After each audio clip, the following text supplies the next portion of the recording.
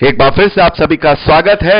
हम अध्ययन कर रहे हैं तीमुथियुस के नाम पौलुस प्रेरित की दूसरी पत्रिका, और अब समय है कि हम उसके तीसरे अध्याय और उसके 14वें वचन से आगे का अध्ययन करें। यहां 14वें वचन से लेकर लास्ट 17वें वचन तक पौलुस लिखते हैं, पर तू उन बातों पर जो तूने सीखी है और विश्वास किया है, यह जानकर दृढ़ बना रहे कि तूने उन्हें किन लोगों से सीखा है और बचपन से पवित्र शास्त्र तेरा जाना हुआ है, जो तुझे मसीह पर विश्वास करने से उद्धार प्राप्त करने के लिए बुद्धिमान बना सकता है। संपूर्ण पवित्र शास्त्र परमेश्वर की प्रेरणा से रचा गया है और उपदेश और समझाने और सुधारने और धर्म की शिक्षा के लिए लाभदायक है, ताकि परमेश्वर का जन सिद्ध बने और हर एक भले काम के लिए तत्पर हो जाए। मेरे प्यारे भाई बहनों, जैसा कि हम जानते हैं कि जो तीमुथियुस हैं, उनकी जो माता है और जो उनकी नानी है वो यहूदिन है और उनके पिता यूनानी है। तो मेरे प्यारे भाई बहनों, पौलुस यहां पर पुराने नियम के विषय में बात कर रहे हैं, पवित्र शास्त्र के विषय में बात कर रहे हैं। पौलुस कह रहे हैं कि जो बातें तूने सीखी हैं और विश्वास किया है, यह जानकर उनमें दृढ़ बना रहे कि तूने किन से सीखी है। अभी हमने पहले अध्याय में पढ़ा था, पौलुस 5वें वचन में कहते हैं, मुझे तेरे उस निष्कपट विश्वास की सुधि आती है जो पहले तेरी नानी लोइस और तेरी माता यूनीके में था, मुझे निश्चय है कि तुझ में भी है। तो मेरे प्यारे भाई बहनों, यहां पर पौलुस पवित्र शास्त्र के विषय में बात कर रहे हैं। पौलुस कह रहे हैं कि पवित्र शास्त्र में ये सब बातें लिखी हैं, तू उससे प्रेरणा ले सकता है, तू उससे बुद्धिमान बन सकता है, और प्रभु यीशु मसीह पर विश्वास करने से जो उद्धार प्राप्त करता है उसमें तू बुद्धिमान बन सकता है। तो मेरे प्यारे भाई बहनों, यहां पर हम जब 14वें वचन से लेकर 17वें वचन तक पढ़ते हैं, तो यहां पर पौलुस का इंडिकेशन है कि हमें पुराने नियम को भी पढ़ना है। जैसा कि बहुत सारे लोग ये समझ नहीं पाते हैं, बहुत सारे लोग कहते हैं कि नहीं भाई, हमारे लिए पुराना नियम नहीं है, हमारे लिए तो नया नियम है। हां, यह बात बिल्कुल सही है कि हमारे लिए नया नियम है, हमारे लिए नई वाचा है, लेकिन पौलुस ने ही स्वयं कहा कि यह जो पवित्र शास्त्र है, यह जो व्यवस्था है, हमारे लिए शिक्षक है। हमें इससे सीखना है, हमें हर एक उपदेश के लिए, समझाने के लिए और सुधारने के लिए, धर्म की शिक्षा के लिए इनको पढ़ना, इनको सीखना हमारे लिए लाभदायक है, क्योंकि यह हमारे लिए शिक्षक है। लेकिन पौलुस ने जो विरोध किया है, पौलुस ने जो कहा है, वो व्यवस्था के धार्मिक अनुष्ठानों के विषय में बात की है। संपूर्ण पवित्र शास्त्र यानी कि पुराने नियम के विषय में पौलुस ने यह नहीं कहा कि वो आपके ऊपर लागू नहीं होता। सभी चीजें वो हमारे ऊपर लागू होती हैं, क्योंकि हमें उससे अच्छाई और बुराई का पता चलता है, हमें पाप और परमेश्वर के ग्रहण योग्य बातों का पता चलता है कि क्या क्या चीजें परमेश्वर की दृष्टि में घृणित है, क्या क्या चीजें परमेश्वर की दृष्टि में ग्रहण योग्य है, परमेश्वर क्या चाहते हैं। हम उनके जीवनों को पढ़ सकते हैं, दाऊद के जीवन को पढ़ सकते हैं, इब्राहिम के जीवन को पढ़ सकते हैं, नूह के जीवन को पढ़ सकते हैं, बहुत सारे भविष्यवक्ता हैं, उनके जीवन में पढ़ सकते, उनके जीवन के विषय में पढ़ते हैं, और वहां पर देखते हैं कि परमेश्वर के प्रेम को, परमेश्वर के प्रकोप को, परमेश्वर के दंडों को, परमेश्वर की आशीषों को, परमेश्वर के श्राप को, सबको हम वहां पर देखकर अपने जीवन में लाभदायक चीजों को ले सकते हैं, उनसे हम सीख सकते हैं। इसीलिए हम बाइबल में पुराना नियम और नया नियम दोनों देखते हैं। व्यवस्था को भी इसलिए लिया गया ताकि हम ये जान पाए कि जो इजरायली थे वो किस प्रकार से इन व्यवस्थाओं के बंधन में बंधे हुए थे, और प्रभु यीशु मसीह ने हमें अनुग्रह के द्वारा इन सब आडंबरों से बचाया, इन सारे सांसारिक अनुष्ठानों से हमें बचाकर केवल विश्वास की व्यवस्था दी। तो पुराना नियम हमारे मानने योग्य है, वो हम पर लागू होता है, लेकिन वहां के नियम, कायदे, कानून आपको ये समझना होगा, आपको ये बात समझनी होगी कि कार्य हमारे ऊपर लागू नहीं होते, लेकिन वहां जो जितनी भी मॉरल चीजें हैं और जितनी भी भविष्यवाणियां हैं वो सब मानने योग्य हैं, क्योंकि पौलुस यहां कह रहे हैं कि संपूर्ण पवित्र शास्त्र परमेश्वर की प्रेरणा से रचा गया है। संपूर्ण पवित्र शास्त्र परमेश्वर की प्रेरणा से रचा गया है। और इसी बात को जब हम देखते हैं, प्रभु यीशु मसीह ने यूहन्ना का सुसमाचार 5वें अध्याय 39वें वचन में कही, तुम पवित्र शास्त्र में ढूंढते हो क्योंकि समझते हो कि उसमें अनंत जीवन तुम्हें मिलता है, और यह वही है जो मेरी गवाही देता है। तो यहां प्रभु यीशु मसीह ने भी कहा कि तुम अनंत जीवन को पवित्र शास्त्र में ढूंढते हो, लेकिन यह वही पवित्र शास्त्र है जो मेरी गवाही देता है, कि मसीहा की गवाही देता है कि तुम उस पर विश्वास करो तो अनंत जीवन मिलेगा। यह पूरा पवित्र शास्त्र प्रभु यीशु मसीह की गवाही देता है।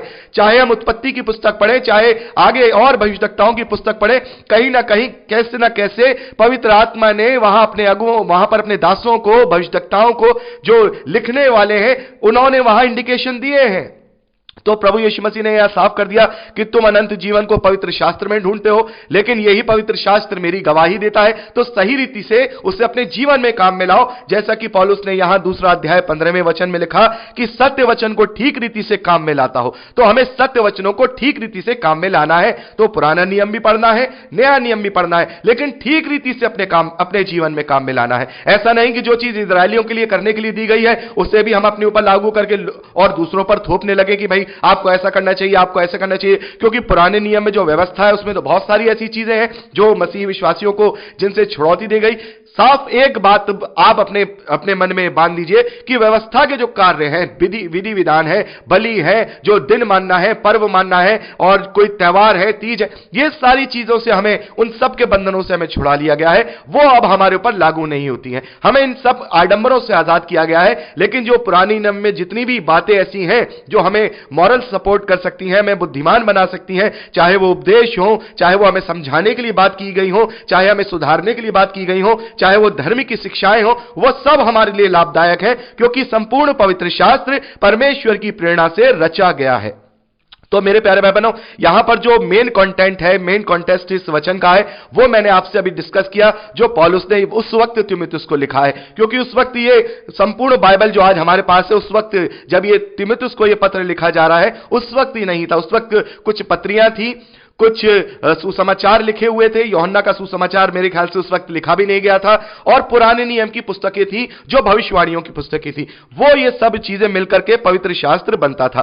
तो आज ये सवाल उठता है कि बहुत सारे लोग इस बात को कहते हैं कि यहां जो संपूर्ण पवित्र शास्त्र लिखा गया है, यह पुराने नियम के विषय में लिखा गया है, यह नए नियम के विषय में नहीं लिखा गया, यह नया नियम नहीं है। और नया नियम जो है संपूर्ण पवित्र शास्त्र की श्रेणी में नहीं आता है, और नया नियम संपूर्णता के साथ पवित्र आत्मा की प्रेरणा से नहीं लिखा गया है। और यह बात कौन करते हैं?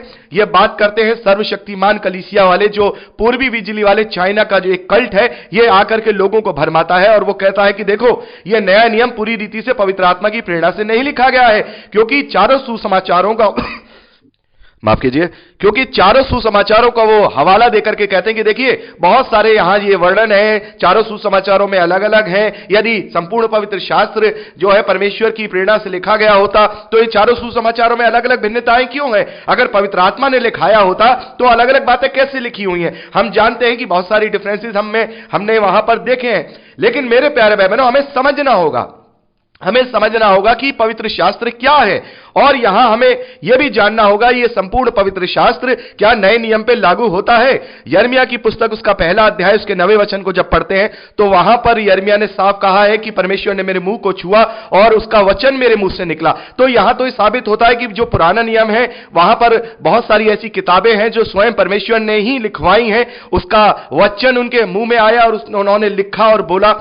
ऐसे ही जब हम पहला थिस्सलुनीकी उसका 2 अध्याय उसके 13वें वचन को पढ़ते हैं, तो वहां पर लिखा है, इसीलिए हम भी परमेश्वर का धन्यवाद निरंतर करते हैं कि जब हमारे द्वारा परमेश्वर का सुसमाचार का वचन तुम्हारे पास पहुंचा, तो तुमने उसे मनुष्यों का नहीं परंतु परमेश्वर का वचन समझकर और सचमुच ऐसा ही है ग्रहण किया, और तुम विश्वासियों में जो विश्वास रखते हो प्रभावशील है। तो मेरे प्यारे भाई बहनों, पौलुस ने यहां जो अपनी पत्रियां हैं या जो सुसमाचार है या जो प्रभु की बातें हैं, ये सारी बातें परमेश्वर के वचन के बराबर कही हैं, और कहा कि तुमने ये परमेश्वर का वचन मान करके स्वीकार किया जो कि सचमुच में है। तो इसका मतलब यह है कि यह संपूर्ण पवित्र शास्त्र जो ये बाइबल हमारे पास है, यह संपूर्ण पवित्र शास्त्र है। आज हमारे पास ये संपूर्ण है और यह संपूर्णता के साथ परमेश्वर की प्रेरणा से रचा गया है। अब बात यह उठ करके आती है कि अगर यह संपूर्ण पवित्र शास्त्र पवित्र आत्मा की प्रेरणा से या फिर हम कहें परमेश्वर की प्रेरणा से रचा गया है, तो इतने ज्यादा इसमें जैसे कि सुसमाचार है, इनमें डिफरेंसेस क्यों है? तो मेरे प्यारे भाई बहनों, हमें एक बात को समझना होगा। एक है परमेश्वर की प्रेरणा से रचा गया, एक है परमेश्वर के द्वारा लिखवाया गया।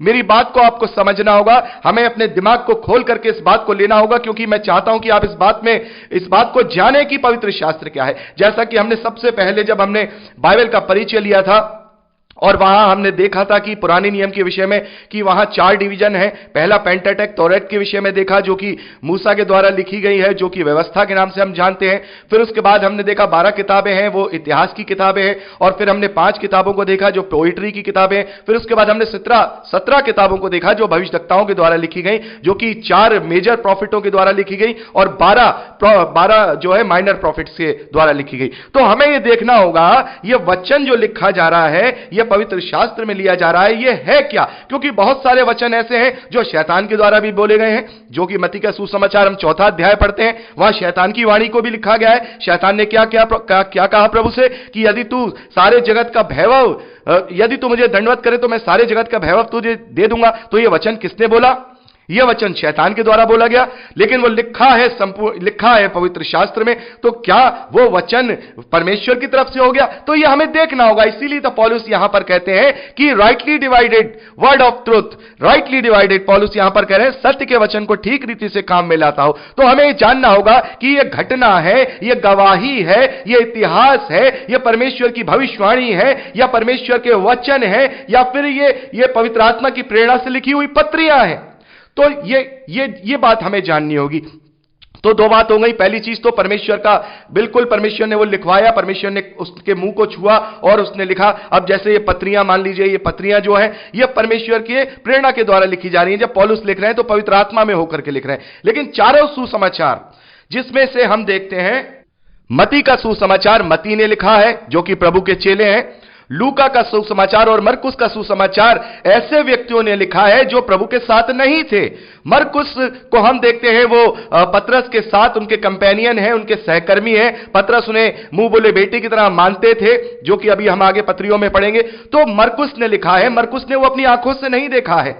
लूका ने लिखा है, लूका ने अपनी आंखों से नहीं देखा है। लेकिन दो सुसमाचार हम देखते हैं, एक मत्ती का सुसमाचार, एक यूहन्ना का सुसमाचार। यह प्रभु के चेलों के द्वारा ही लिखा गया है और इन्होंने अपनी आंखों से जो जो चीजें देखी, जो जो सुनी, वो पवित्र आत्मा की प्रेरणा से वहां लिखी। तो यहां पर जब लूका लिख रहे हैं, यहां पर जो मरकुस लिख रहे हैं, तो ये कैसे लिख रहे हैं? ये गवाहियों से लिख रहे हैं। पतरस से सुनी हुई गवाहियां और दूसरे प्रेरितों से सुनी हुई गवाहियां और दूसरे भाई बहनों से सुनी हुई गवाहियां। लूका भी ऐसे ही लिख रहे हैं। साफ तौर पे लूका बोलते हैं कि मैंने सत्य रीति से छानबीन करके सारी चीजों को इसमें लिखा है। तो सब गवाहियों को लेकर के लूका ने लिखा है। तो अब यहां पवित्र आत्मा की प्रेरणा कहां से आ गई? जब उन्होंने गवाही से लिखा है, अब मत्ती ने लिखा है, वो तो पवित्र आत्मा में होकर लिखा है। जो देखा वो लिख दिया। यूहन्ना ने जो सुना देखा वो लिख दिया पवित्र आत्मा की प्रेरणा से। लेकिन लूका और मरकुस को कैसे पवित्र आत्मा की प्रेरणा से लिखा गया? देखिए, पवित्र आत्मा की प्रेरणा क्या होती है? यदि मैं आपसे अभी वचन प्रचार कर रहा हूं, तो पवित्र आत्मा में होकर के अगर मैं प्रचार कर रहा हूं, तो मैं आपको सत्य रीति से सत्य वचन सिखाऊंगा। अपनी मानवीय बुद्धि का इस्तेमाल नहीं करूंगा। जो दिखाई दे रहा है, जो सुनाई दे रहा है, जो समझ में आ रहा है, वही बताऊंगा। तो लूका जो लिख रहे हैं वो पवित्र आत्मा की प्रेरणा से लिख रहे हैं, सच्चाई के साथ लिख रहे हैं। अपने मन से कुछ वहां पर बना करके, झूठा बड़ा करके, घटा बढ़ा नहीं रहे हैं। यह होती है पवित्र आत्मा की प्रेरणा, कि सच्ची गवाही को सत्य रीति से नोट डाउन करना। ऐसे ही मरकुस ने सच्ची गवाहियों को सही रीति से नोट डाउन किया। उन्होंने अपनी तरफ से बढ़ाया नहीं, उन्होंने अपनी तरफ से घटाया नहीं। तो यह पवित्र आत्मा की प्रेरणा के द्वारा लिखा गया है। मेरे प्यारे भाई बहनों, हमें यह समझना होगा। इसीलिए हम देखते हैं 4 अलग अलग गवाहियां हैं, अद्भुत गवाहियां हैं। अलग अलग तरीके से हम उनमें अलग अलग बातें देखते हैं और ये अपने आप में पक्का प्रूफ है। ये कोई बैठ करके मनगढ़ंत रचित चीज नहीं लिखी। बहुत सारे लोग हैं जो कहते हैं कि बाइबल बदल दी गई है, बाइबल बदल दी गई है। अरे 1200 साल से, 1500 साल से ये बातें हम सुन रहे हैं, लोगों का विरोध सुन रहे हैं कि चारों सुसमाचारों में इतना अलग अलग चीजें क्यों है, ये 2-3 वर्णन अलग अलग क्यों है। अगर ये सिर्फ बदल दी जाती, इनमें कोई बदल देता, कोई चर्च फादर, तो ये चारों सुसमाचारों में ये गड़बड़ियां अपने आप से ठीक कर लेते ना। क्यों नहीं की? ये अपने आप में सच्चाई का प्रूफ है कि ये जो 2000 साल पहले जो लिखा गया है, आज भी हमारे पास वही चीज मौजूद है। ये अपने आप में पक्का प्रूफ है, ये सच्चाई है। क्योंकि 4 अलग अलग गवाहियां जब दी जाती हैं और एक ही बात को बोलती है, लेकिन उनमें हल्का हल्का सा कोई फर्क होता है, तो वो सच्चाई के साथ उसको, जो उसका इन्वेस्टिगेटर है, उसको सच्चाई से मानता है। यदि चारों गवाह एक जैसी बोली बोलेंगे तो इन्वेस्टिगेटर ये समझ जाता है कि इन्वेस्टिगेशन करने वाला कि भाई ये जो बोल रहा है ये सब चारों ने मिली भगत कर लिए, आपस में मिलकर जो रट्टू तोता होता है उसकी तरह ये बात कर रहे हैं। तो हमें समझना होगा कि ये पवित्र आत्मा की प्रेरणा है। अब मान लीजिए इतिहास लिखा जा रहा है, लूका के द्वारा प्रेरितों के कार्य लिखा जा रहा है, तो इतिहास लिखा जा रहा है, तो उसमें क्या वो घटाएंगे, क्या वो बढ़ाएंगे? जो चीज हो रही है वो नोट डाउन कर रहे हैं, जो चीज घटी उसे नोट डाउन किया, जो चीज कहा गया उसे लिख लिया। इसमें पवित्र आत्मा की प्रेरणा कहां से आई? पवित्र आत्मा की प्रेरणा यह है कि जो सुना वही लिखा, जो देखा वही लिखा, अपनी ओर से कुछ बढ़ाया ना अपनी ओर से कुछ घटाया, सच्चाई और ईमानदारी के साथ पवित्र आत्मा की अधीनता में उसको लिखा, इसीलिए वो पवित्र आत्मा की प्रेरणा से लिखा गया। ऐसे ही जो हम पुराने नियम में इतिहास देखते हैं, पुराने नियम में जो बहुत सारी और चीजें देखते हैं, तो वहां पर हम देखते हैं कि जो इतिहास लिखे जा रहे हैं, शमूएल लिखा जा रहा है, पहला शमूएल, दूसरा शमूएल, ये सब लिखा जा रहा है, तो ये कुछ तो भविष्यवक्ताओं के द्वारा लिखा गया जो कि बिल्कुल परमेश्वर का वचन ही है, और कुछ इतिहासकारों के द्वारा लिखा गया। तो वो कैसे लिखा गया? वो पवित्र आत्मा की प्रेरणा से लिखा गया कि जैसा हुआ वैसा ही लिख दिया, जैसा घटा वैसा लिखा गया, जैसा बोलता सुना वैसा लिखा गया, जैसा होता देखा वैसा लिखा गया। उसमें ना तो कोई घटाया गया ना ही उसमें बढ़ाया गया, सब कुछ सत्य रीति से सत्य सत्य लिखा गया, उसमें कोई भी दुनियावी घोलमेल नहीं किया गया। यह पवित्र आत्मा की सच्चाई और ईमानदारी के साथ लिखा गया है। तो कुछ चीजें हमें देखनी होंगी कि ये पवित्र आत्मा की सच्चाई के द्वारा लिखी गई हैं। ये पवित्र आत्मा ने नहीं लिखवाई है कि पवित्र आत्मा बोलता जा रहा है और वो लिख रहा है, लेकिन ईमानदारी और सच्चाई पवित्र आत्मा की है, यानी सत्य वचन है, वो झूठ नहीं है। ये है पवित्र आत्मा का प्रेरणा से लिखा जाना। और कुछ वचन ऐसे हैं जो स्वयं प्रभु यीशु मसीह ने कहे, वो स्वयं परमेश्वर का वचन है। कुछ वचन ऐसे हैं जो स्वयं मुंह में आकर के परमेश्वर ने दर्शनों के रूप में लिखे हैं, वो परमेश्वर के वचन है। जैसा मैं अभी मैंने आपको बताया मत्ती का सुसमाचार उसका 14 अध्याय, उसके अंदर जो हम देखते हैं कि वहां इस प्रकार की बात हम देख रहे हैं कि शैतान की भी वहां पर वाणी है, शैतान भी बोल रहा है, वो भी लिखा है। तो ये हमें राइटली डिवाइडेड करना होगा, सत्य रीति से सत्य वचनों को अपने जीवन में लागू करना होगा। तो मेरे प्यारे भाइयों ने यहां पर काफी बड़ा हो गया है। आगे की बात हम अगली रिकॉर्डिंग में करेंगे। प्रभु आपको आशीष दे। Praise the Lord.